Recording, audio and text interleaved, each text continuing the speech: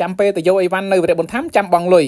បាទ form 96ជំរុះដីបូរលងបាទផ្ញើជូនគ្រប់ទីកន្លែងគ្រប់ខេត្តក្រុងទាំងអស់ free សេវាដឹកជញ្ជូនតាមវរៈបន្ថែមបាទចំណុះ28លីត្រតែ 100000 រៀលទេគុណភាពល្អលាយនឹងទឹកបានច្រើនលាយនឹងទឹករួចហើយបានយើងប្រើ